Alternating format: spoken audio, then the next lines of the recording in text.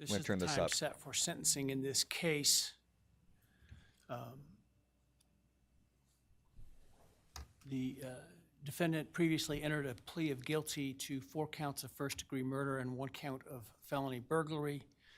In exchange, the parties stipulated to get out of the death penalty. Recommend a sentence consisting of, on burglary, 10 years fixed, on each of the 4 counts of first-degree murder, life fixed. The parties waived pre-sentence investigation. To my understanding, neither party submitted a sentencing memorandum or other materials for the court. Court is familiar with the file and the evidence submitted previously by the parties as it has reviewed them throughout the case and in anticipation of trial. Is there any legal cause why sentence should not be imposed at this time? No, Your Honor. Okay, let's hear it. Does the state, before impact statements and arguments, wish to present evidence today? Your Honor, the state does not intend to present evidence in a documentary sense. We have provided the court through the clerk with photographs that we would like to use during the course of our sentencing argument. Sure. All right. Thank you. But no testimony other than impact statements? That's correct, Your Honor. All right, so with that, let's start with then impact statements. Ms. Jennings will be introducing the... In my understanding, just so I'm clear, I indicated through the trial court administrator that we need to see if any of the victims wish to have the camera not running in audio only. And my understanding is all of them indicated they are fine with the video. Is that correct? Yes, Your Honor, that's correct. All right, very well. Go ahead, Ms. Jennings. Your Honor, the first, and we're taking these in the order, victim impact statements in the order that the charges were listed in the indictment. The first charge being burglary. So we will have Bethany Funka's statement, and she has asked that her friend Emily Allant read that statement. All right, any objection to that? God, that's got to be hard. Well. Reading an impact statement in front of just an ice-cold killer like that. Thank you, Your Honor. I'll be speaking on behalf of Bethany, and so, yeah, here it reads.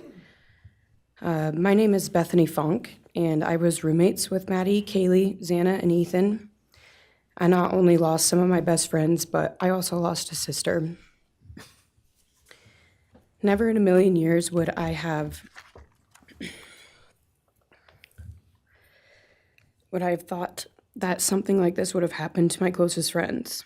I thought that we were going to wake up and go upstairs, see them and tell them how they had scared us and that they were going to tease us about how we are constantly scaredy cats.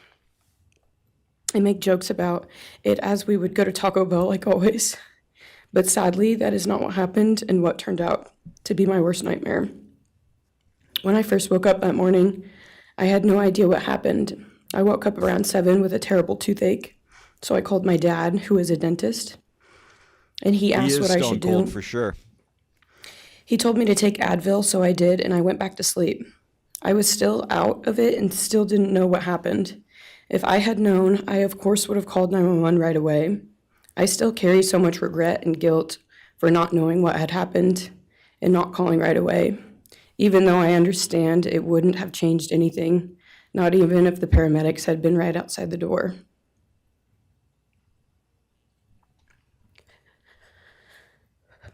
I was so frantic that morning and scared to death, not knowing what had happened. And when I made the 911 call, I couldn't even get out the words. And from then on, I don't remember a thing. It was like my brain wiped that whole memory. That was the worst day of my life. And I know it always will be. Sorry about the audio there. While I was still in shock, trying to process the fact that my friends were truly gone, I had been attacked by the public. I was grieving, numb, and unsure of what had happened was even real. And at the same time, I was getting flooded with death threats and hateful messages from people who did not know me at all or know the dynamic of our friendship. Why were they sending her death Social media threats? made it so much worse, and strangers made up stories to entertain themselves. The media harassed not just me, but also my family. People showed up at our house. They called my phone, my parents' phones, Akon, other family members' welcome phones, to the, and we were stream. chased while I was still trying to survive emotionally and grieve the loss of my friends. I hated and still hate that they are gone, but for some reason, I am still here and I got to live. I still think about this every day. Why me? Why did I get to live and not them? For the longest time, I could not even look at their families without feeling sick with guilt. I did not know what to say or what to do. I was terrified that my presence just made their pain worse, and I was still here when their kid, their siblings and their friends, their loved ones should have been here instead. After everything happened, I was afraid to go into my own backyard or alone in my house. I was scared that the person who did this would come for me next. I was always scared that the media would try to catch me at any moment of any day, even when I was just walking around my house. I made my parents close all the blinds during the day so no one could see me even in the slightest chance. I barely left the house, and when I did, I made sure I was never alone. I slept in my parents' room for almost a year. I made them double lock every door, set an alarm, and still check everywhere in the room just in case someone was hiding. And I still check my room every night before, and I double lock it. I have not slept through a single night since this happened. I constantly wake up in panics, terrified. Someone is breaking in, or someone is here to hurt me, or I'm about to lose someone else that I love. The fear never really leaves. For a long time, I could barely get out of bed, but one day I realized I have to live for them. They did not get the chance to keep living, but I do, and I will not take that for granted. So now every day I remind myself to live for them, and everything I do it with them in mind. I am still scared to go out in public, but I force myself to do things because I know that they would want me to keep living my life to the fullest. I am beyond blessed to still be here, and I refuse to take that for granted when they did not get a chance. Our house was not just a house, it was a home. It was where we laughed till we couldn't breathe, make meals, did crafts, binge watch reality shows, played games, and spent lazy days on the couch. It was movie nights, wine nights, morning debriefs, pranks, hot chocolate, cookies, and warmth. I would cherish those memories forever, and I will not let what happened erase how special our home was or how much those memories meant to me. Now I would like to share some bits and pieces of who they were as people and some of the memories that we shared. One of my favorite memories was Halloween, and we all went to Sigma Chi. But instead of partying, we just sat in an apartment, talking and laughing all night long. I do not think I've ever laughed that hard in my life. We did not care about the party, we were just happy to be with each other. Xana was 1 in a million. She was the life of the party. Ah, poor thing.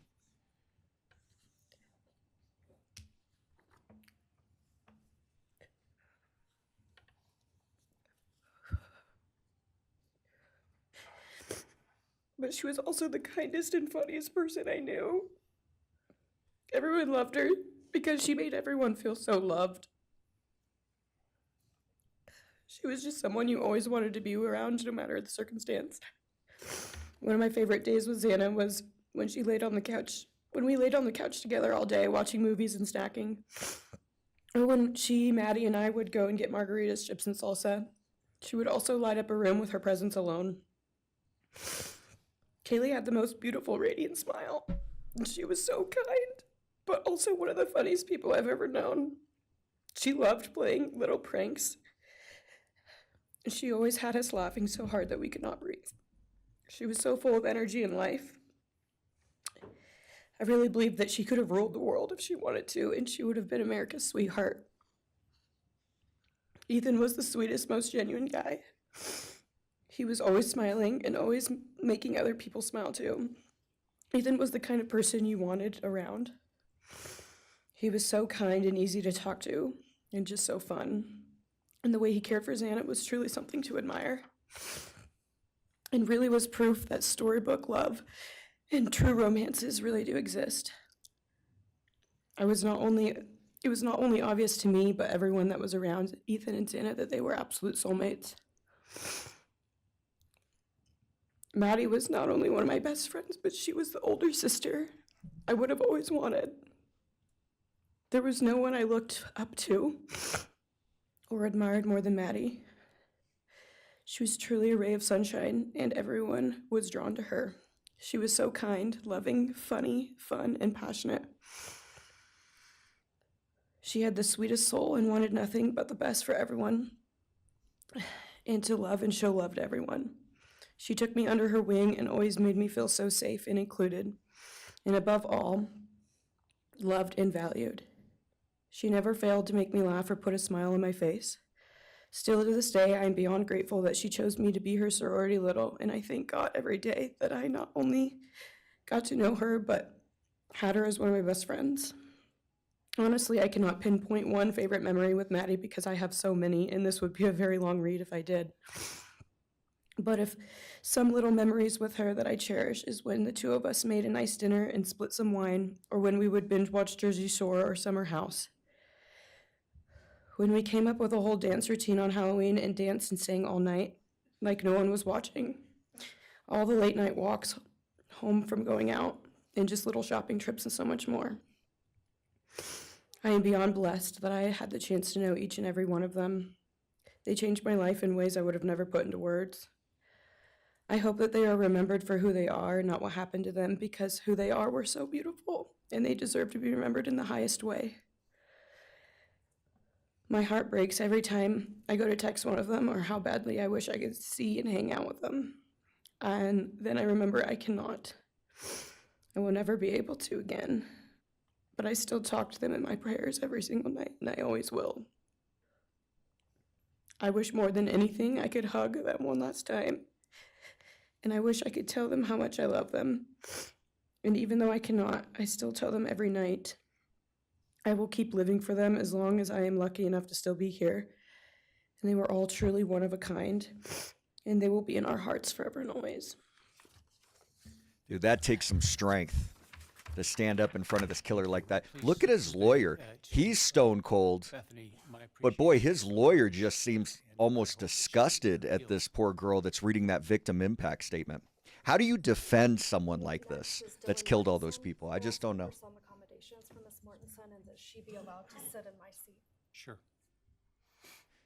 By the way, I do apologize for the audio. It's kind of inconsistent with their setup there.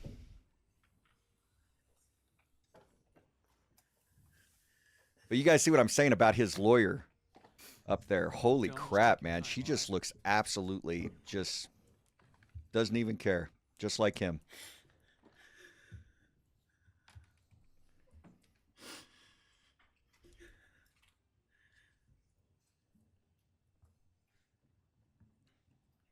Poor thing.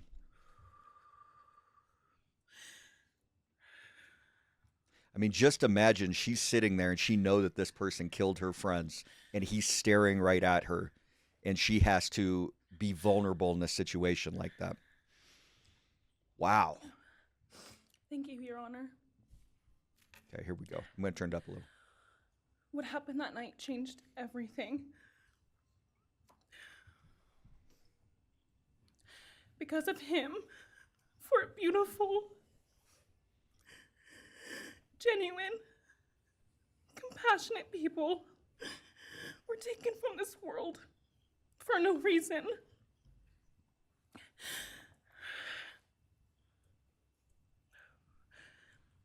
He didn't just take their lives.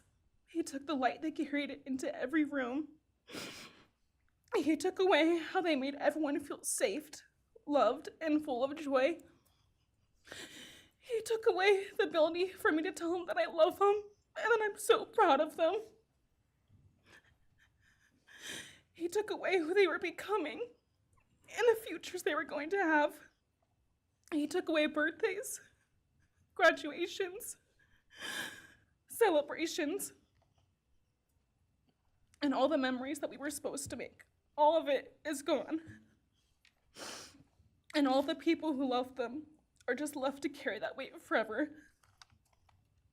He didn't just take them from the world, he took them from me, my friends, my people who felt like my home, the people I looked up to and adored more than anyone. He took away my ability to trust the world around me. What he did shattered me in places I didn't know could break. I was barely 19 when he did this. We had just celebrated my birthday at the end of September. I should have been figuring out who I was. I should have been having the college experience and starting to establish my future. Instead, I was forced to learn how to survive the unimaginable. I couldn't be alone. I had to sleep in my mom's bed because I was too terrified to close my eyes. Terrified that if I blinked, someone might be there. I made escape plans everywhere I went. If something happens, how do I get out? What can I use to defend myself? Who can help? And then there are the panic attacks. The kind that slam into me like a tsunami out of nowhere. I can't breathe. I can't think. I can't stop shaking.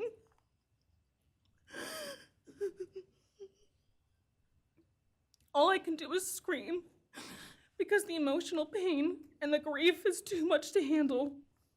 My chest feels like it's caving in. Sometimes I drop to the floor with my heart racing, convinced something is very wrong. It's far beyond anxiety.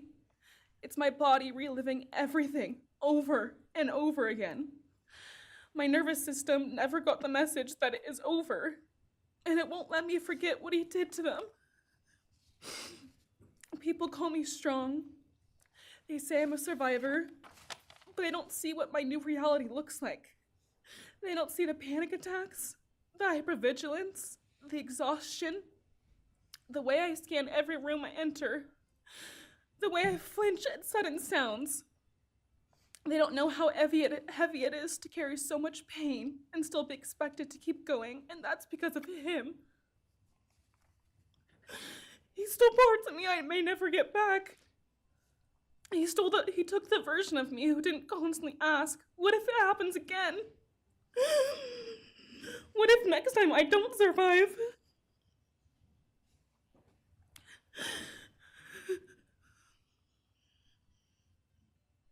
God, her life has been seriously altered. He may have shattered parts of me, but I'm still putting myself back together. Piece by piece, I'm learning how to live in this new version of life. It is not easy. It hurts, but I'm still trying. Still trying, and I'm not trying just for me. I'm trying for them, my friends. About a year ago, I had a dream about them. I got to say goodbye. I told them I won't be able to see you again, so I need to tell you goodbye. They all kept asking why, and all I could say was, I can't tell you, but I have to. When I woke up, I felt shattered and heartbroken, but also strangely grateful. Like maybe in some way that dream gave us the goodbye we never got. Still, no dream can replace them, and no goodbye will ever feel finished. He is a hollow vessel, something less than human. Absolutely. A body without empathy, without remorse. He chose destruction. He chose evil. He feels nothing. He tried to take everything from me. My friends, my safety, my identity, my future. He took their lives, but I will continue trying to be like them, to make them proud. Living is how I honor them. Speaking today is to help me find some sort of justice for them. And I will never let him take that from me. He may have taken so much from me, but he will never get to take my voice. He will never take the memories I had with them. He will never erase the love we shared, the laughs we had, or the way they made me feel seen and whole. Those things are mine. They are sacred, and he will never touch them. I get to feel sadness. I get to feel rage. I get to feel joy even when it's hard. I get to feel love even when it hurts. I get to live. And while I will still live with this pain, at least I get to live my life. He will stay here, empty, forgotten, and powerless.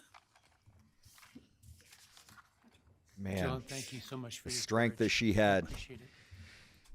How sad that another human being took that form of an innocent person, or took that from an innocent person, took that feeling of safety and security throughout her life to where she lives in constant fear. It's heartbreaking. Here I am crying at 9 a.m. Totally true. Her life is completely changed, and First would be it'll never Scott be the same. Laramie, You know, she Madison will would be live with Scott that constant anxiety for the rest of her life. And Kufi Pakro, I hope I pronounced that correctly. Thank you for the follow. Welcome to the channel. We'll see how this this next impact statement goes.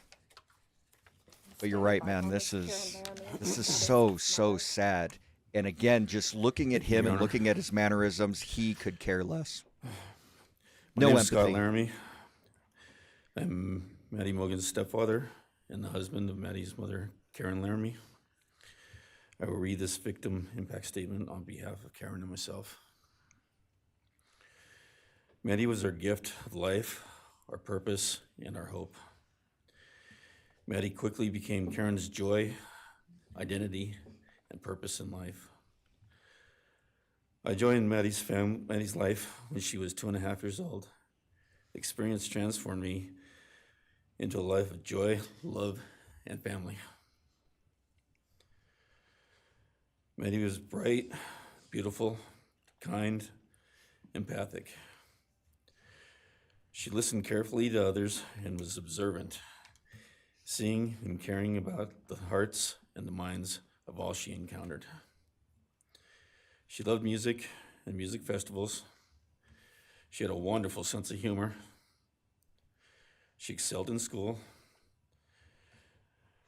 She was an easy child to raise, almost never requiring discipline, and almost always giving us parental joy. One time Karen remembers disciplining Maddie as a little girl. Maddie responded, "You broke my heart," which of course melted ours. She had a keen wit, even at that young age. As she transitioned into teenage years, she prioritized us and extended family over many of the distractions that capture teenagers. She showered us with her presence and love at family events, barbecues, picnics, birthdays, holidays, and others. She spent countless hours with her papa, her Uncle David, Aunt Nadine, and her other close family and friends.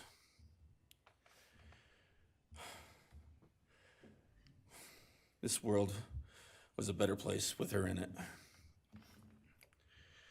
As she reached adulthood, Maddie applied her studies to be a marketing professional, entering into an internship at Payne West, and started planning her professional future.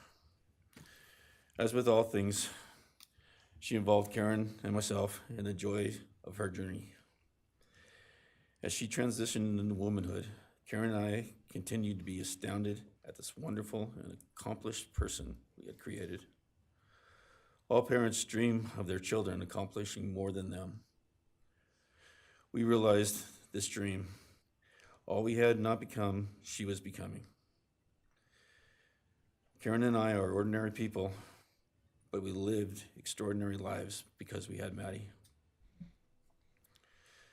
Maddie was taken senselessly and brutally in a sudden act of evil. She was taken along with the young, promising, and bright lives of Kaylee, Xana, and Ethan. First, we felt disbelief. Next, we felt disorientation. Then we felt grief overcome us. Our grief is compounded even more for the Goncalves, Kernodle, and Chapin families. We speak of hope and healing, and we do have hope and some healing. But the vast emotional wound will never fully heal. Since Maddie's loss, there's emptiness in our hearts, home, and family, an endless void. After losing your mother in a car crash, Karen took years to grieve and recover. The feeling that her life with Maddie and Abe was perfect helped her to start to heal. Now, this is no longer perfect. After Maddie's loss, Karen felt like she was spinning out, emotionally collapsing into anxiety and depression. She sometimes asks, how am I supposed to go on when I've lost my favorite person in the world? I felt the same, and we continue to struggle. The loss of Maddie has impacted so many beyond our family. Her second family is her sorority sisters who grieve alongside us. She has so many close friends who suffer from her loss. We will continue to be,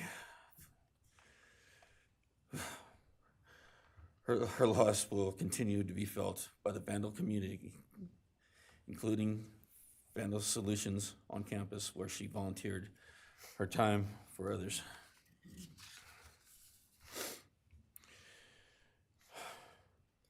It helps us to know Maddie is in heaven now, freed from the trials of this earth. We, however, continue to live on without the grace and support of her presence. We will grow old without our only child, our bright, beautiful friend and daughter. In the end, there are no words that can accurately capture the devastation of losing Maddie. We will endure, and we will go on. For Maddie, we will not let our grief consume us. For Maddie, we will continue to love and care for our family and friends, including the families of Kaylee, Santa, and Ethan. We will remain united with them. We can only hope that others out there suffering similar losses can look to us and see that we can overcome hatred, darkness, and evil. We know the law allows us to comment on the defendant and his sentence. As for his sentence, we support the plea agreement. Society needs to be protected against this evil. As for the defendant, we will not waste words, nor will we fall into hatred and bitterness. Evil has many faces, and we now know this, but evil does not deserve our time and attention. We are done being victims. We are taking back our lives. We will turn our time, talents, and attention to hope, healing, and helping others, and to the future.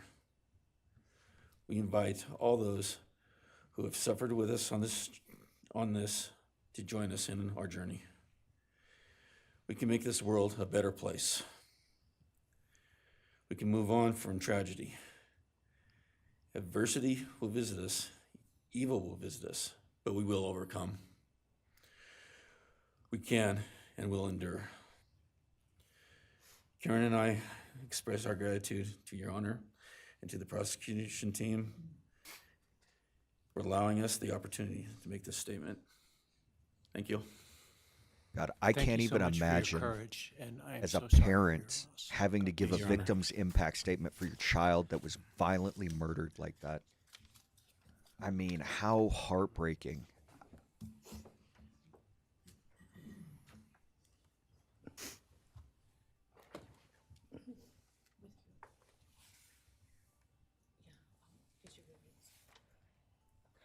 Your Honor, this is Leander James. He's the attorney for the Mogan family and victim advocate.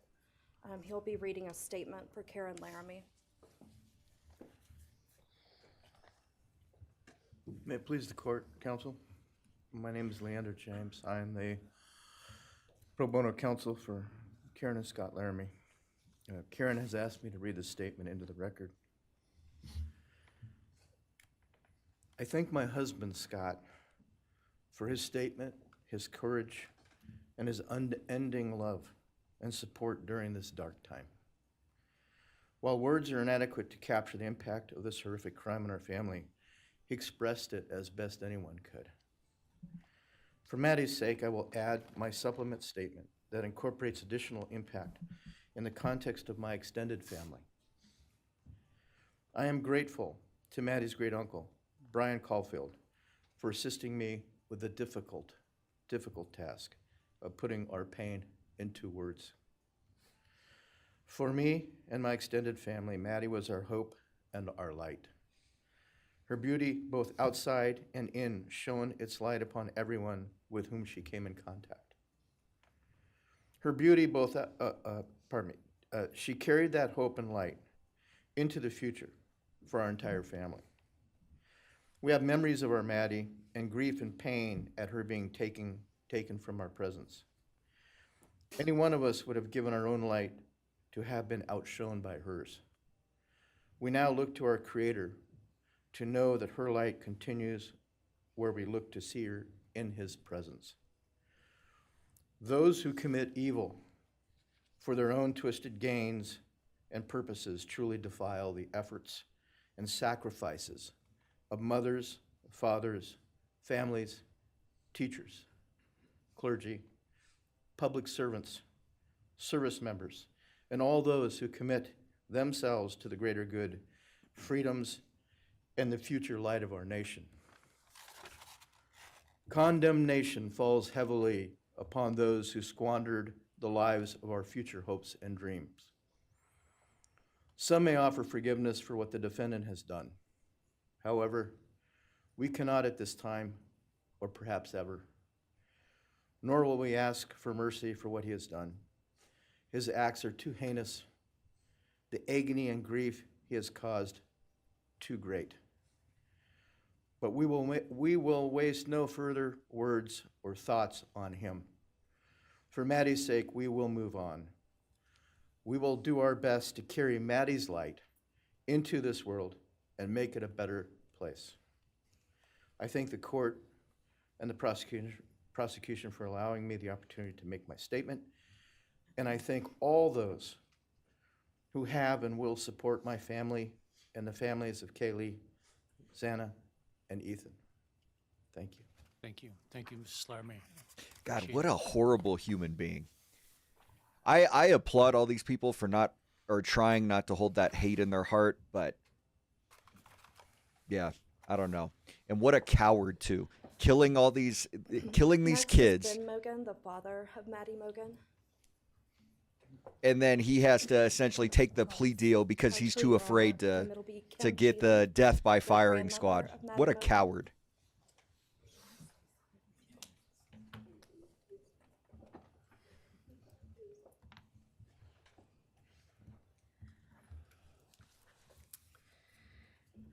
My name is Kim Cheely. I was Maddie Mogan's paternal grandmother, as Ben Mogan, her father, is my son. I'm here today with my sister Lori Cheely, Maddie's great aunt, and my son Ben Mogan, and my daughter-in-law Corey Hatrock. I'd like to begin by thanking a number of people involved in bringing this case to closure. In my daughter's words, the plea deal the prosecution team reached this month is one that punishes the perpetrator of this horrendous crime, protects the public from further harm, and allows all of us who knew and loved these kids the time to grieve without the anxiety of the long and gruesome trial, the years of appeals, and potential for mistrials along the way.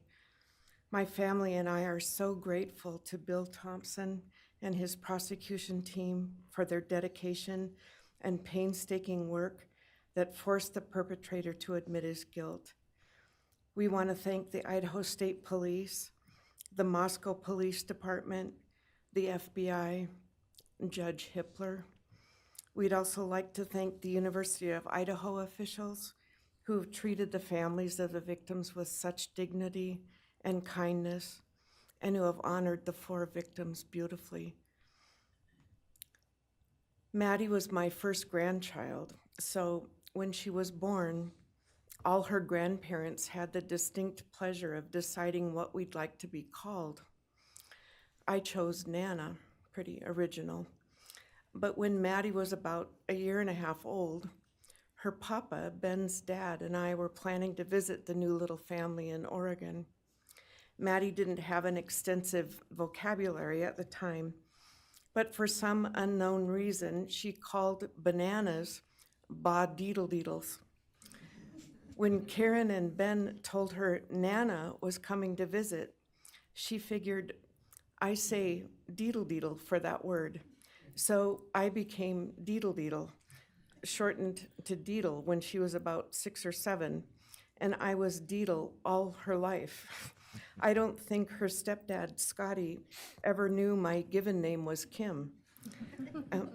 Maddie's and my birthdays were one day apart, and a couple years before she was killed, she gave me this necklace with Deedle and Maddie engraved on it, and I added an angel wing, and it's one of my treasured possessions.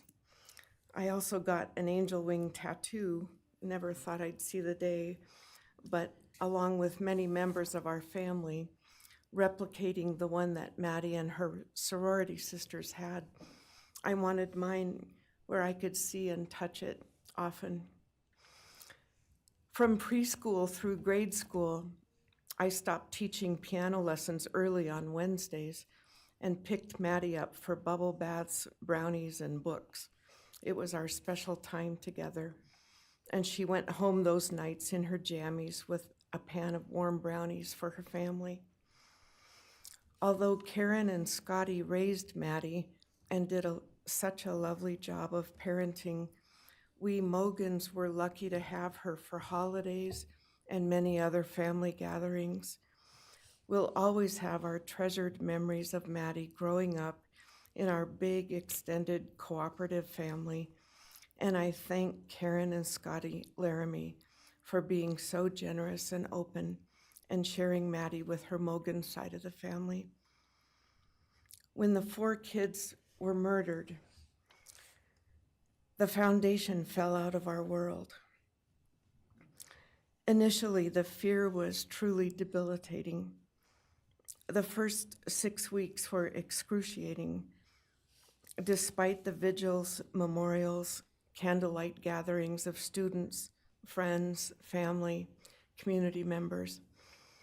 After the arrest, in the past 2.5 years, my family has lived with grief, with the effects of traumatic grief, of which I was blissfully unaware before all of this.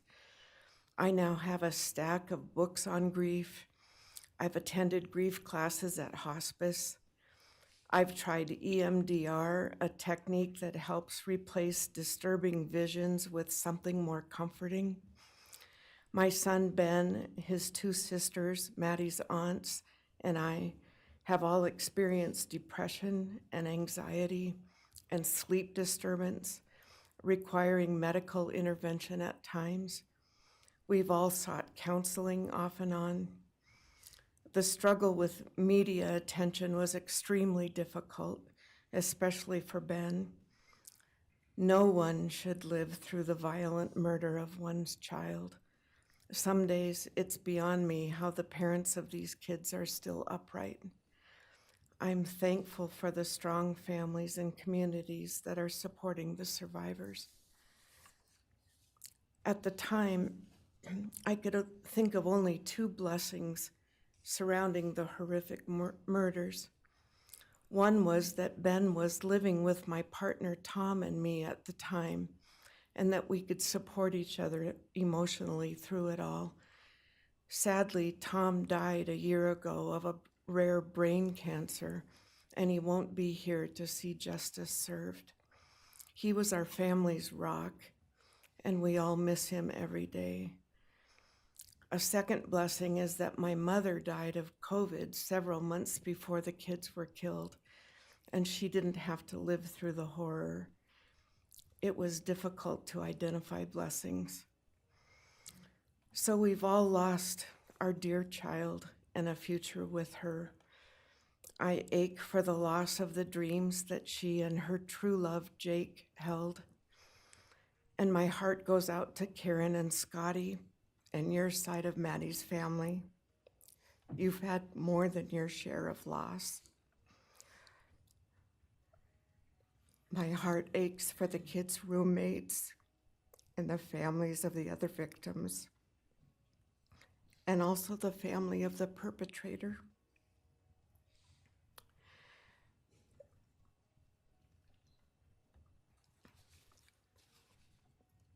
Going forward, we Mogans are choosing to put our energy and focus into honoring Maddie's too short life and sweet spirit by celebrating Maddie May Day, which my two daughters established.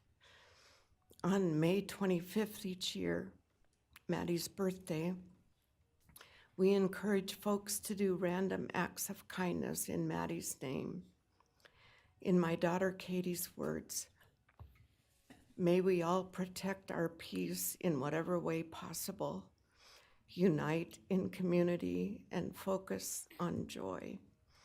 Please do an act in kindness in Maddie's honor during this week, so a glimmer of Maddie's light may live on. Thank you. Thank you, and That was appreciate very your well said. courage, and bless you and your family. Thank you. Yeah, that was a very good impact statement. A lot of thought and effort went into that one. Now it's Ben Mogan, Maddie Mogan's father.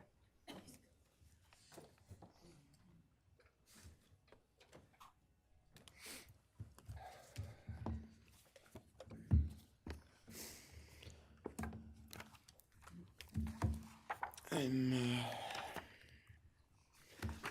Benjamin Mogan. I'm Maddie's dad.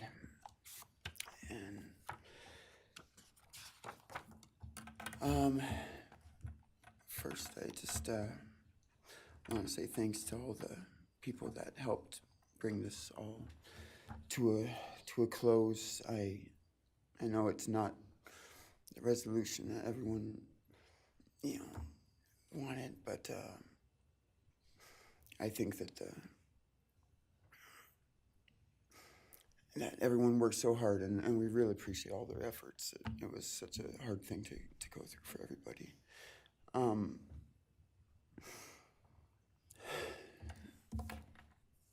Maddie was my only child that I ever had.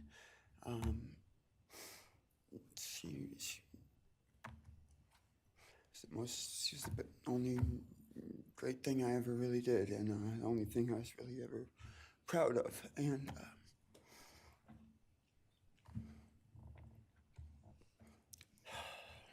I thought we would have the rest of our lives together to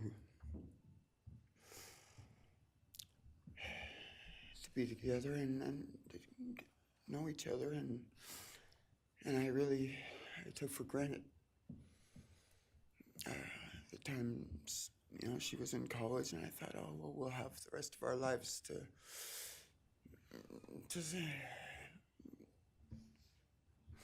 do all the stuff that we're supposed to do, and she was just about done. She actually earned all of her credits for her college degree, and Karen and Scotty and I got to go and get her diploma that she actually earned, and she deserved every bit of that. And but I thought that that was going to be just the beginning of a long life together, and we never got that. Karen and Scotty did such a great job raising her after Karen and I split up, and I'm so thankful for Scotty and the role that he played in her life when I wasn't able to. But we got to spend a lot of great times together, Maddie and I. She was my favorite person to go to a concert with. We got to see some fun shows together, and I told her, if there's ever a show that you want to go to, let me know, and I'll get you tickets for you and your friend, or if we want to go together, we'll make it happen. And my favorite memory with her was when the Mac Miller show sold out here in Spokane, and everyone wanted tickets, no one could get them, and on the last day before the show, they did a radio thing, and I got 4 meet and greet tickets for Maddie and her friends and me to go and see the show, and that was her favorite artist at the time, was Mac Miller, and he's gone now too, and my little cousin Zach drove us all there that night, and he's gone too, tragically, and anyway, the last thing that she ever wrote to me was this Father's Day card, and I'm so glad I still have it. I'm just gonna read what she said. It says, "Happy Father's Day. I hope you have the best day. I can't wait till we can hang out again soon. I'll be in Coeur d'Alene, 624 to 74. Hopefully we can find a time then. I love your birthday card that you sent me, by the way. Maybe we can see a concert sometime soon. I'd love to see the gorge when it's not so smoky out. I hope you're doing well. I'm proud of how far you've come. Thank you for always encouraging me to do my best. Love you lots and lots. Love, Maddie May." She did encourage me to not just to do my best, but to live on. I went through a lot of issues with addiction and with substance abuse, and when I wasn't wanting to live anymore, she was what would keep me from just not caring anymore, and knowing that she was out there and that she was just such a beautiful person kept me alive a lot of rough moments, and I'm so glad that she was able to meet Jake. He was the only one that actually ever got to take her to the gorge. They went and saw Watershed together, and yeah, they had a heck of a time. I'm glad she got to. That's a really special place for me, and she always wanted to work out there with me in the summer sometime. She never got to, but at least she got to see it once with Jake. He was such a great guy. He is such a great guy. And I really wanted to see what a future with them would have looked like. I'll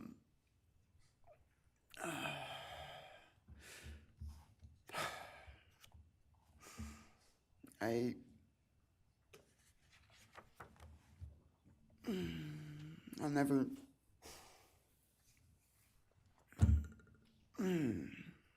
be able to replace her. I wrote a bunch of stuff. I just don't know what to say right now. It's that I just miss her so much, and I just love her more than anything. And it shouldn't have happened. And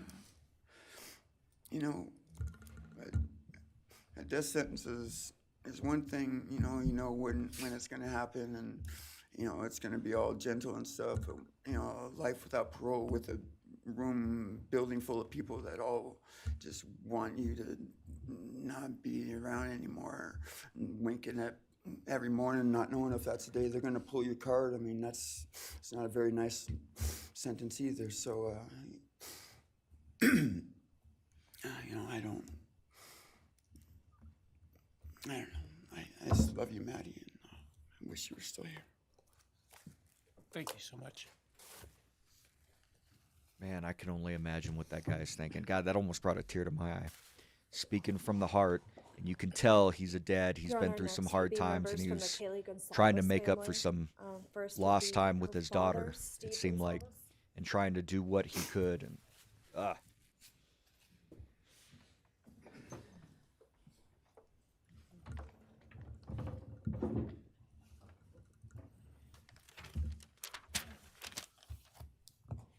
it seems like it's going to be a little more direct. Today, we are here to finish what you started. Today, you've lost control. Today, we are here to prove to the world that you picked the wrong families. The wrong state, the wrong police officers, the wrong community. You tried to break our community apart. You tried to plant fear. You tried to divide us. You failed. Instead, your actions have united everyone in their disgust for you. I just learned from these lead investigators, to their shock, they worked in an investigation and actually worked with Pennsylvania police officers and the federal FBI. You united everyone. Everyone was united after you. None of us are divided. We are united in our disgust and our love for these children. Today you have no name. Because when this all started, we all came together and we said, let's stop even talking about his name and just use initials. So even the media just calls you BK. That's all you are. Looking back when the police officers knocked on my door, told me what happened to my child, told me what happened to Maddie Mae, I don't think he was even out of the driveway before my kids turned around, looked at me and said, what do we do, Dad? I told them, you get to work. You get your ass to work. And we started calling, we started texting, we started emailing. And you know what? Within hours, we had your white car on the camera. We knew from the very beginning we had you. Police officers tell us within minutes they had your DNA, like a calling card. You were that careless, that foolish, that stupid. Master degree, you're a joke, complete joke. But we took this disaster and we did what we could. We put everything online. We took our kids, we took our images, we took everything that they did, their videos, their photos, the girls' pranks, Ethan singing. We put it out there, we shared it with the world. And the world united. And all they ended up, when they talked about this case, is they talked about Kaylee Jade, Maddie Mae, Xana, and Ethan. Everything what these people meant to us, a father, a mother, a brother, a sister, we shared that with our community. Then we shared it with our state. We shared it with the country, and eventually we shared it with the world. The world's watching because of the kids, not because of you. Nobody cares about you. You're not worth the time, the effort to be remembered. In time, you will be nothing but two initials forgotten to the wind. No visitors, nothing more than initials on an otherwise unmarked tombstone. From this moment, we've all started.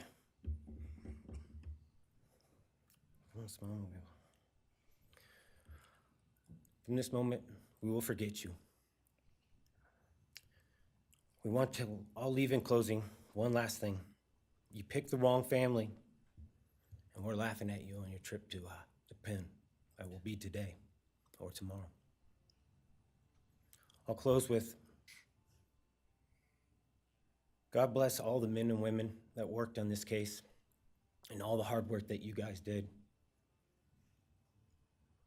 You guys allowed us to grieve and allowed us to get through this.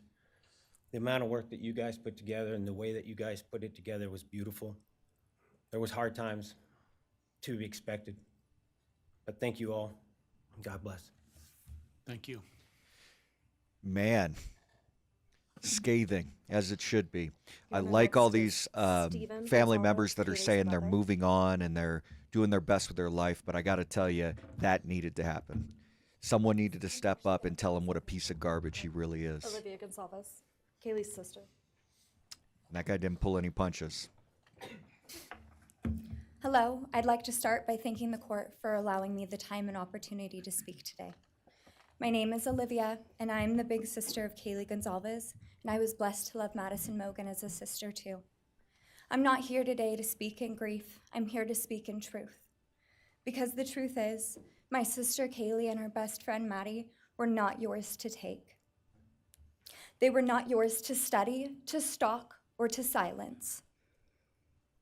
They were two pieces of a whole, the perfect yin and yang. They are everything that you could never be.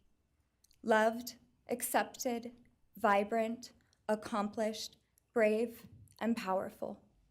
Because the truth about Kaylee and Maddie is they would have been kind to you. If you had approached them in their everyday lives, they would have given you directions, thanked you for the compliment, or awkwardly giggled to make your own words less uncomfortable for you.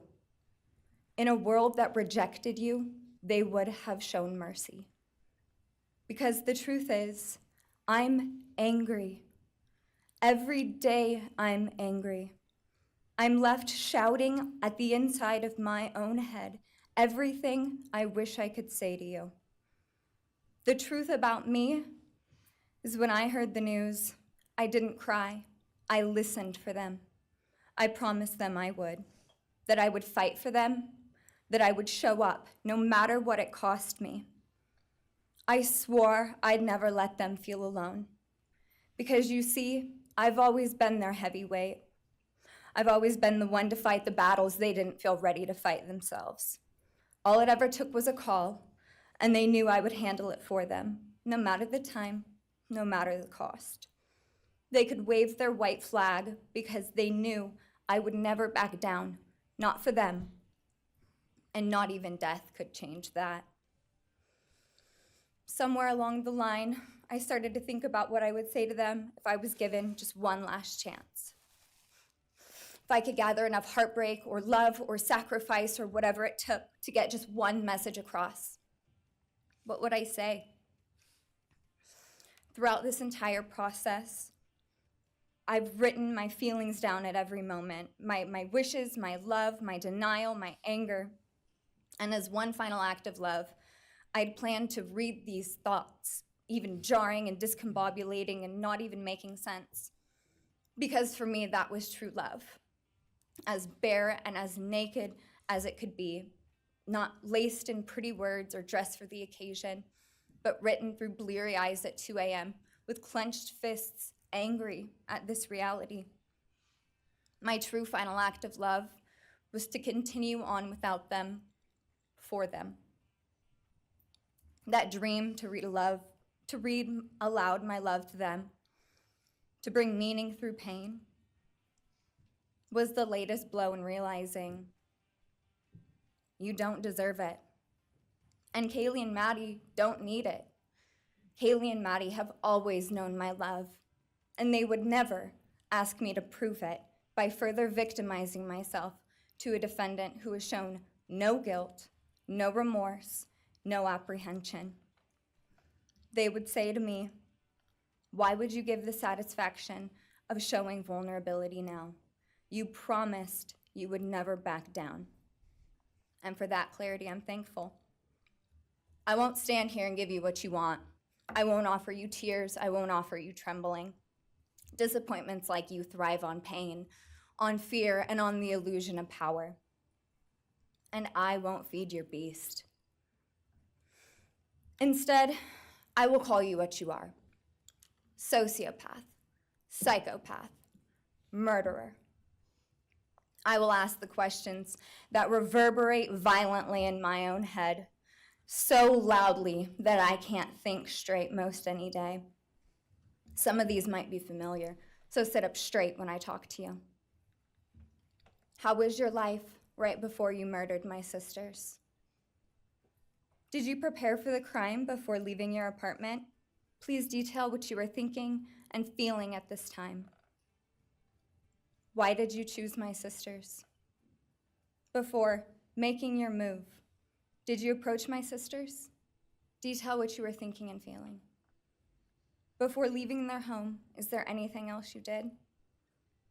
How does it feel to know the only thing you failed more miserably at than being a murderer is trying to be a rapper? Did you recently start shaving or manually pulling out your eyebrows? Why November 13th?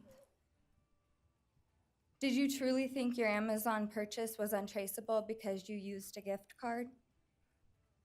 How do you find it enjoyable to stargaze with such a severe case of visual snow? Where is the murder weapon, the clothes you wore that night? What did you bring into the house with you? What was the second weapon you used on Kaylee? What were Kaylee's last words? Please describe in detail the level of anxiety you must have felt when you heard the Bearcat pull up to your family home on December 30th, 2022. Which do you regret more?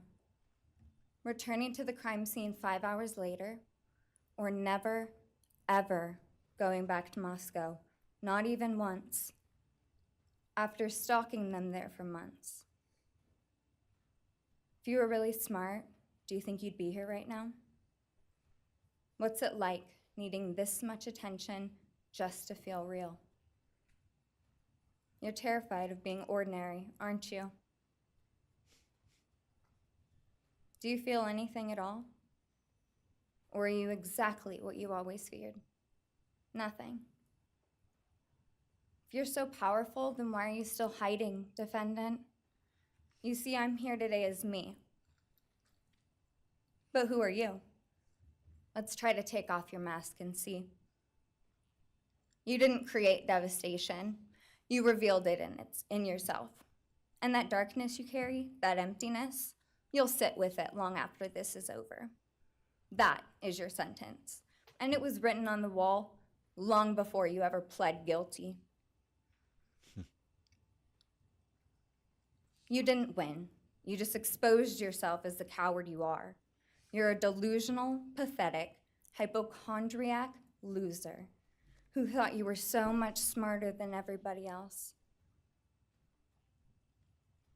Constantly scolding, turning your nose up to grammar mistakes, nitpicking and criticizing others. You wanted so badly to be different, to be special, to be better, to be deep, to be mysterious. You found yourself thinking you were better than everyone else, and you thought you could figure out the human psyche and see through it, all while tweaked out on heroin. Lurking in the shadows made you feel powerful because no one ever paid you any attention in the light. You thought you were exceptional, all because of a grade on a paper. You thought you were elite because your online IQ test from 2010 told you so. All of that effort just to seem important. It's desperate. There is a name for your condition, though. Your inflated ego just didn't allow you to see it. Wannabe.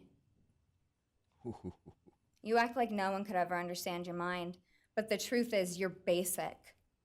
You're a textbook case of insecurity disguised as control. Your patterns are predictable. Your motives are shallow. You are not profound. You're pathetic. You aren't special or deep, not mysterious or exceptional. Don't ever get it twisted again. No one is scared of you today. No one is intimidated by you. No one is impressed by you. No one thinks that you are important. You orchestrated this like you thought you were God. Now look at you, begging a courtroom for scraps. You spent months preparing, and still all it took was my sister in a sheath. You work so hard to seem dangerous, but real control doesn't have to prove itself. The truth is, the scariest part about you is how painfully average you turned out to be. The truth is, you're as dumb as they come. Stupid, clumsy, slow, sloppy, weak, dirty. Let me be very clear. Don't ever try to convince yourself you mattered just because someone finally said your name out loud. I see through you. You want the truth? Here's the one you'll hate the most. If you hadn't attacked them in their sleep, in the middle of the night, like a pedophile, Kaylee would have kicked your fucking ass. Thank you. Dude, Thank you. good for her. Holy shit. That was amazing. Wow. Man, she put him in his place. Look at everyone's face. Everyone is stunned. That was great. Absolutely great. Fuck Next that is guy. Christy Gonzalez, Kaylee Gonzalez's mother.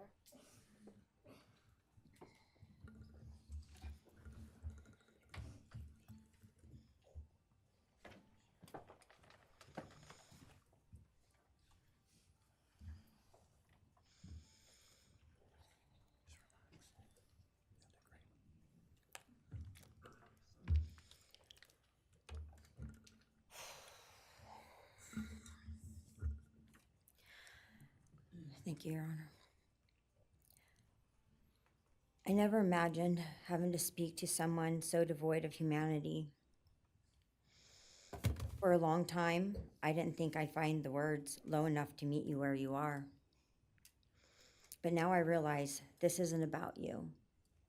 It's about what you've done to me, and I need you to hear it. When you murdered my daughter, Kaylee Jade Gonzalez, you didn't just take her life, you shattered others. You attacked what you could never be, and in doing so, you left a trail of devastation far beyond that house. You stole my peace. You've altered my every waking moment, every sleepless night, the way I view the world, people, safety, trust. It's all been changed by your cruelty. I no longer recognize parts of myself. Joy is harder to find. Laughter feels foreign. The world moves forward, but I'm suspended in a place of sorrow and rage. You've taken from me something that can never be restored. The grief sits with me every day, some days quietly, and other days so loud it drowns out everything else. The emotional toll you've inflicted on me is immeasurable. I live with a constant ache, with birthdays that are now memorials, with holidays that feel hollow, with empty chairs that scream louder than words ever could. I am forever changed. But for you, as a person working on a PhD in criminal justice, you really didn't think this one through. You're not that good. In fact, you're not that good at anything. You couldn't secure a job. You couldn't get along with others. You couldn't even get a female to look in your direction. All because you are pathetic. Now you're a joke in this courtroom. I wish I could crown you with a jester hat to complete your orange jumpsuit clown look.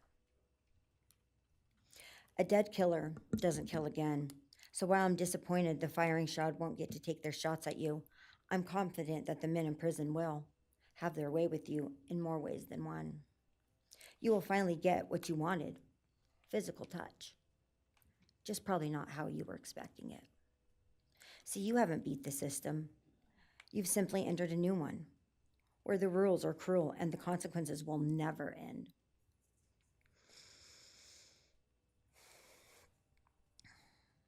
You are entering a place where no one will care who you are and no one will ever respect you. You will be forgotten, discarded, used, and erased. You will always be remembered as a loser, an absolute failure. And when those prison doors slam shut behind you, I hope that sound echoes in your heart for the rest of your meaningless days. I hope it reminds you of what we all already know. You're nothing. May you continue to live your life in misery. You are officially the property of the state of Idaho, where your fellow inmates are anxiously awaiting your arrival. But it's okay, because they're there to help you. Hell will be waiting. Quick message from our youngest daughter. Aubrey wanted to say, you may have received A's in high school and college, but you're gonna be getting big D's in prison. Oh my God. That was awesome. Good for her. I wonder what's going through his head right now.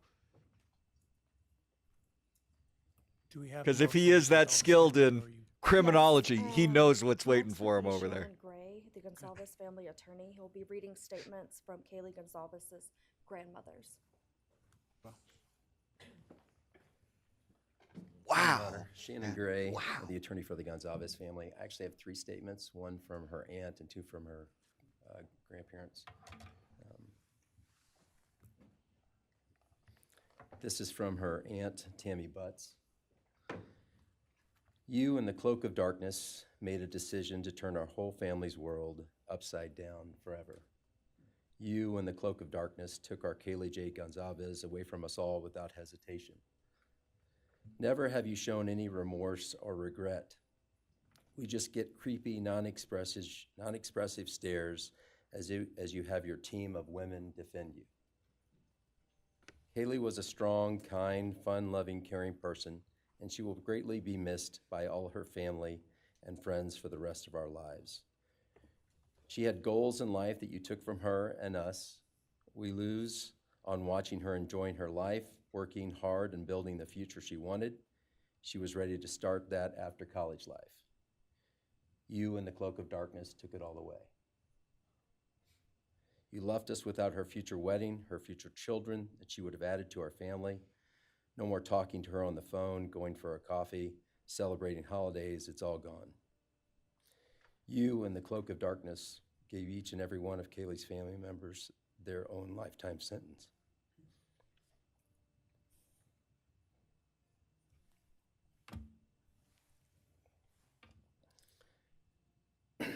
You, in the cloak of darkness, also took our Maddie Mae from all of us. She was so genuine, caring, polite. She was part of our family. You came in, harmed our children that were younger women than you in their own beds. You're nothing, you're a coward. It's not right that you have received life. I pray that you meet your end in the cloak of darkness, burn in hell. I have 2 other statements, Your Honor.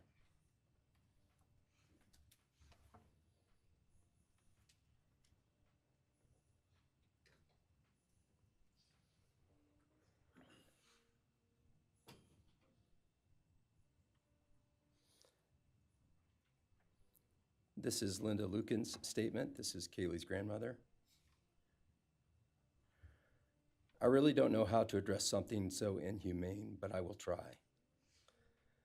Nothing in the past 2.5 years has made any sense. All I get is you cowardly went into a home at night, filled with what I'm sure you thought was all sleeping girls, and went on a vicious killing spree for no other reason but to appease your demonic urges.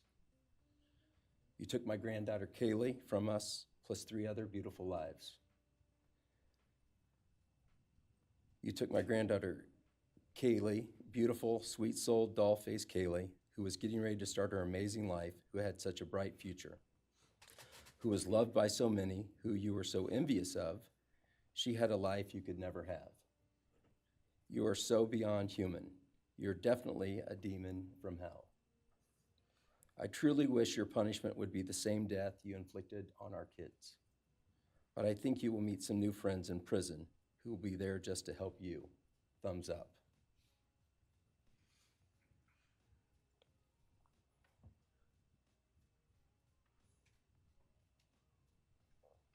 And I have one last statement, Your Honor. This is from Cheryl Gonzalez, Kaylee's other grandmother. John 1:5 says, light shines in the darkness, and the darkness overcomes it not. Somewhere in your life, some jealousy, envy, ego, something went dark. It pushed out all light until you became dark and evil. And when you saw my granddaughter and her friends, their light, because they have such a light, you couldn't stand it. Because the darkness in you could not stand the light in them. And so you decided to destroy it. Cowardly, you walked into their rooms in the dark and took their lives, hoping to get rid of your darkness. But you didn't. You failed. Because you know what was once a light shown only to their friends, families, and loved ones is now all over the world. Everyone sees it. Their smile, their beauty, their plans, everything they were and had.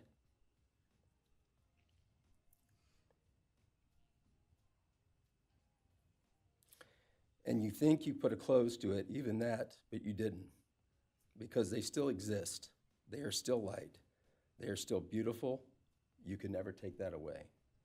They will always be in the light of all eternity. And you will be in the darkness because you could not overcome it. You failed. I want you to be gone, more than gone. I want you to be cast out. Cast out from my life, from my family, from this earth. I will not allow your hatred to penetrate into my own soul. You did not get that power. You are evil, and in the end, evil is eradicated. You didn't take Kaylee's light, you spread it into the world. Thank you, Your Honor. Thank you. All right. That was good. If the are you moving to a different family now? All right, why don't we take a 10-minute recess, all right? Okay. So it looks like, wow, man, things really got intense there for a minute. And I thought it was great, man. Telling that guy what the scum he really is. So they're going to take 10 minutes here. I'm going to take a couple minutes, get me another cup of coffee. And then it sounds like they're going to go to another family. They're going to have them read their victim impact statements. And so I'm not sure how many different families that we've been through. I think maybe 2, so we might have 2 more families. We'll see how that goes. But anyway, sit tight. We're going on break. We will resume shortly, and then we'll get back into this and see how. Okay, here we are. We're back. And hopefully now, as we have heard earlier this morning, it is time to afford the families and the friends and the community and the state of Idaho and the nation and the world to move forward.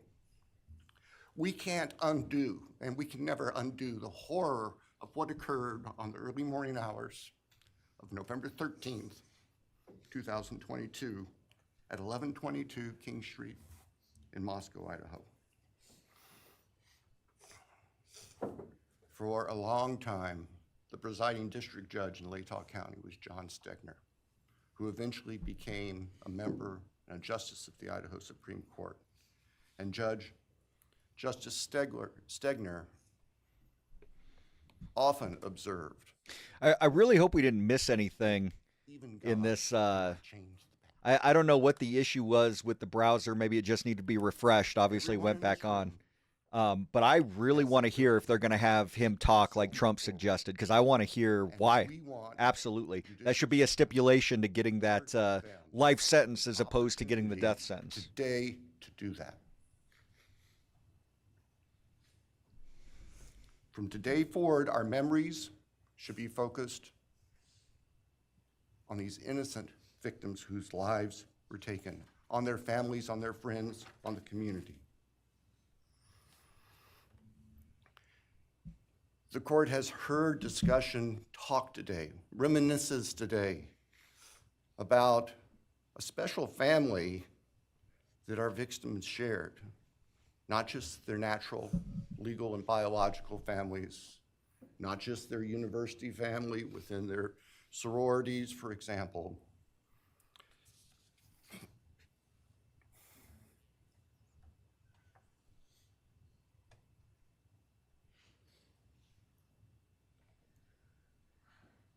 But this family.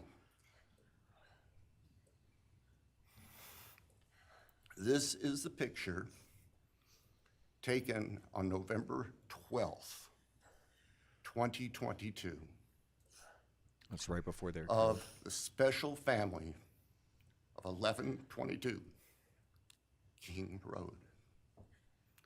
And you can see all 6 of these dynamic, vibrant, loving, special, innocent faces taken together just across the street from their residence. And barely 12 hours before 4 of them would be brutally murdered in their sleep. Jesus.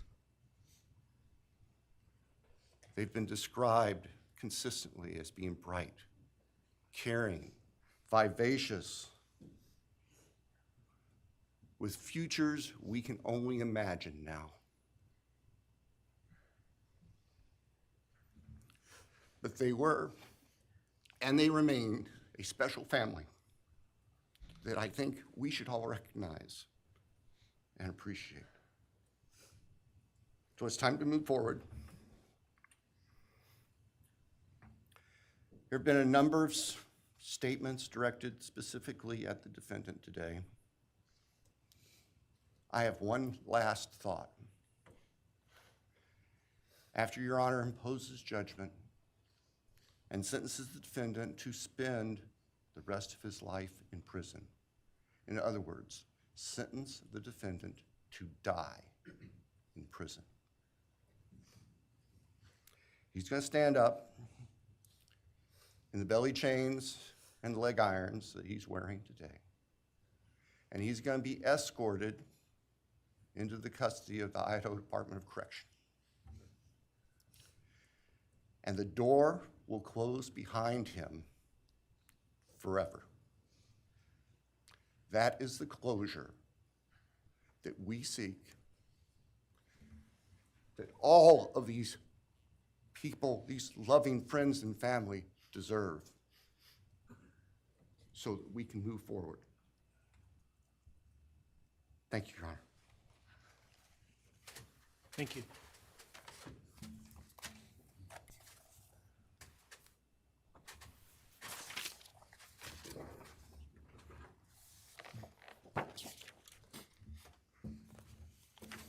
All right, does the defense have evidence to present today?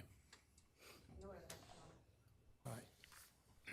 Does defense wish to make argument today? Runner, we do not wish to make arguments. Mr. Kohberger, along with his legal team, is prepared for the court to enter judgment. All right, Can't hear Mr. what she's saying. Kohberger, you have an opportunity to make a statement if you wish to. I take All right, it here you're we go. declining. I respectfully decline. You fucking coward. What a piece of shit. Pardon my French. This is unfiltered, though, so, you know. Please. All right, let me start this morning by acknowledging and thanking those that this have up a come little. here today in support of their loved ones, and I appreciate your courage and your strength. And I hope that you are able to move on as best as possible. Thank counsel for the professionalism that they've exhibited throughout this case.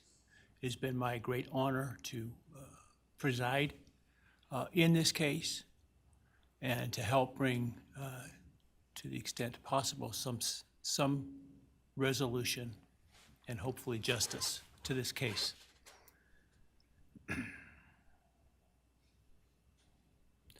During the quiet morning hours of November 13, 2022, a faceless coward breached the tranquility of 6 beautiful young people and senselessly slaughtered them, 4 of them.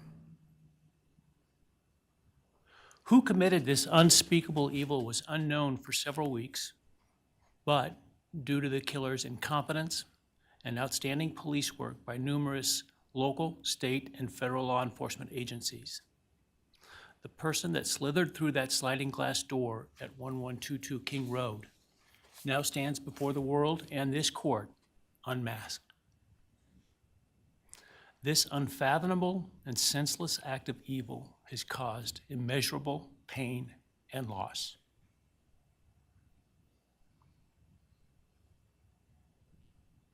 No parent should ever have to bury their child. This is the greatest tragedy that can be inflicted upon a person. Parents who took their children to college in a truck filled with moving boxes had to bring them home in hearses lined with coffins. The loss this killer inflicted was not just the death of these people's children, siblings, grandchildren, as we've heard today. It has ripped a hole in their soul, destroying a special part of their very essence. Any person who is a parent defines themselves foremost as such.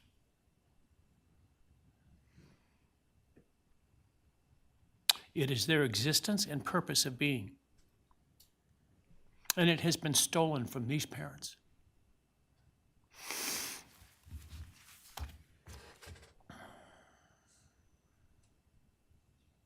None of us have experienced the loss these victims have in the unspeakable way that they have. And therefore, none of us can, nor should we, question the way in which they have handled their loss. Whether that be in private mourning, removed as far as possible from this media circus, or in front of a camera demanding retribution with the loudest megaphone. I've listened intently to the stories and pain that have been shared today, with great awe at the courage and resilience of the surviving family members of those wonderful children. I've listened also to the surviving roommates, both in person and through their friends. And I can't think of how, frankly, courageous they have been despite the hell that they have faced by uncaring people who have come up with all kinds of crazy theories about two kids simply being kids. Absolutely. The parents, siblings, and other family members who have spoken today are designated as victims in our legal system. But going forward, I hope that they can shed that label, as it gives too much power to the evil that condemned them to that role. They are and should be known as survivors, fighters, and foremost as witnesses to the tremendous lives of value and unbounded promise of these four young people. But those speaking today and those who did not speak, but who carry this same burden, this same loss, now carry forward the memories of these now perpetually young people, these forever children. These survivors carry the responsibility of ensuring that the voices of these children, Maddie, Kaylee, Xana, and Ethan, are never forgotten, and the positive impacts that they have had on so many lives are never minimized, and that the love they shared, the light that they shined onto others is forever celebrated. As we sit here today, this case is ending, and we are now certain who committed these unspeakable acts of evil, but we don't know, and what we may never know is why. I share the desire expressed by others to understand the why, but upon reflection, it seems to me, and this is just my own opinion, that by continuing to focus on why, we continue to give Mr. Kohberger relevance. We give him agency and we give him power. The need to know what is inherently not understandable makes us dependent upon the defendant to provide us with a reason, and that gives him the spotlight, the attention, and the power he appears to crave. Yet even if I could force him to speak, which legally I cannot, how could anyone ever be assured that what he speaks is the truth? Do we really believe, after all of this, he's capable of speaking the truth or of giving up something of himself to help the very people whose lives he destroyed? Rather, I suspect the so-called reason would be dished out in enticing, self-serving, and aggrandizing, untruthful bits, leaving people wanting more information, more insight, and thus enhancing even further the power he seeks to hold. Even if we could get truthful insight into his why, I suspect it would not in any way quench one's thirst for actually understanding why in the first instance. Because there is no reason for these crimes that could approach anything resembling rationality. No conceivable reason could make any sense. And in the end, the more we struggle to seek explanation for the unexplainable, the more we try to extract a reason, the more power and control we give to him. In my view, the time has now come to end Mr. Kohberger's 15 minutes of fame. It's time that he be consigned to the ignominy and isolation of perpetual incarceration. I know there has been concern about him collaborating on books or movies or other media projects, and I truly hope that someone does not stoop to affording him this spotlight that he desires in the name of clicks, royalties, or profits. While criminal behavioralists should study him away from the spotlight in an attempt to prevent other would-be killers from acting on their worst impulses, there should be no need for that to spill over into the public eye. The great Idaho jurist Edward Lodge was known for trying to find something positive about every person he ever sentenced. And with over a half a century as a trial judge, that was a lot of people. This was often challenging, and I recall in one case he said that the best he could come up with was the defendant had good penmanship. Truth be told, I'm unable to come up with anything redeeming about Mr. Kohberger because his grotesque acts of evil have buried and hidden anything that might have been good or intrinsically human about him. His actions have made him the worst of the worst. Even in pleading guilty, his giving nothing hinting of remorse or redemption, nothing suggesting even a recognition or understanding, let alone regret for the pain that he has caused. And therefore I will not attempt to speak about him further, other than to simply sentence him so that he is forever removed from civilized society. Here we go. Let's see what we got. Accordingly, based upon his conduct and based upon the record before this court, recognizing the standards that govern this court's sentencing decisions as set forth in State v. Hill, I hereby sentence Mr. Kohberger as follows. On count 1, burglary, 10 years fixed, 0 years indeterminate. I also impose a fine of $50,000. Count 2, first-degree murder of Madison Mogen. I sentence the defendant to a fixed term of life imprisonment without the possibility of parole, a fine of $50,000, and a civil penalty of $5,000 payable to the family of the victim. On count 3, for first-degree murder of Kaylee Gonzalez, I sentence the defendant to a fixed term of life imprisonment without the possibility of parole, a fine of $50,000, and a civil penalty of $5,000 payable to the victim of the family, or to the family of the victim, pardon me. On count 4, for the first-degree murder of Xana Kernodle, I sentence the defendant to a fixed term of life imprisonment without the possibility of parole, a fine of $50,000, and a civil penalty of $5,000 payable to the family of the victim. On count 5, for the first-degree murder of Ethan Chapin, I sentence the defendant to a fixed term of life imprisonment without the possibility of parole, a fine of $50,000, and a civil penalty of $5,000 payable to the family of the victim. The sentences on counts 1, 2, 3, 4, and 5 shall run consecutively to one another. Restitution will be left open for 60 days. Defendant will be required to submit a DNA sample and a right thumbprint impression to the Department of Corrections and comply with the DNA Database Act. I remand the defendant to the custody of the Idaho State Board of Corrections for to be imprisoned in an appropriate facility in execution of the sentence where he will remain until he dies. Though you have waived your right to appeal, you do have a right to file a notice of appeal, and any such appeal must be filed within 42 days of the date of the written judgment, which will be entered shortly hereafter. though the appeal, you should be aware, may be deemed a violation of the plea agreement. And so I certainly suggest you discuss that with counsel if that is your desire. I ask the media and public present to allow the families to be escorted out first before they leave. Again, thank you to everyone for your stories today. I am strengthened by them, and I am encouraged by your humanity and strength, and God bless you. We're adjourned. Okay, so that's pretty much what I heard was going to happen. 4 life sentences served consecutively, and plus 10 years for the burglary. So I'm not really too clear on the whole restitution. I mean, I don't know what his net worth was in the first place. We'll see if he can actually pay that to the families. I mean, I don't know. I don't know how the families are feeling.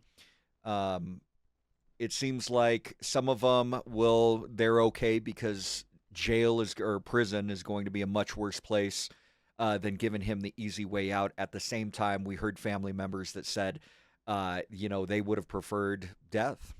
And I can see why they would feel that way. I'm actually kind of saddened Trump made a good point, regardless of how you feel, that he should, as part of the plea agreement, he should have to explain his actions and what he was feeling. I kind of agree with that. He should have had to have said something as opposed to respectfully decline. Kiss my ass. But that being said, he's going to prison, 4 consecutive life sentences. We can mark this as a complete chapter in our book in history. This case started when I was still a police officer. I remember it intently. And so to follow it to conclusion, he is behind bars. He will remain there for the rest of his life and die in prison. And to quote one of the mothers that said this, I still think it was so funny. And all I can say is good for her. He may have gotten A's in college, but he's going to get big D's in prison, is what she said. And good for her. Good for her. Fuck that guy. So, guys, I think we're going to call it for today. That was quite a long thing. I'm sorry for the interruption in the middle, but I appreciate everyone joining in on the stream today so we could get this good news together. He is he's behind bars at this point in time. He will remain there until he dies. And I do hope that what the judge said is also true, that everyone just forgets about him and buries him and no one tries to go and interview him and give him his 10 seconds of fame, because I'm sure that's what he's looking for. But only time will tell who actually does that. So we have a comment from E. Stutz. I heard somewhere he's going to one of the worst prisons in the U.S. I certainly hope so. And especially throw him in general population. And I can promise you guys, by the time he gets there today, he will be made someone's prison house cupcake. So that is what he has to look forward to, getting those big D's in prison. And I think we can all agree that that's the least he deserves. So anyway, well, you all have a wonderful day. We'll see you again bright and early tomorrow morning, 9 a.m. Mountain Time. And this has been great, guys. Tomorrow we'll see what fun videos we can come up with. And until that time, you guys take care. Have a wonderful day.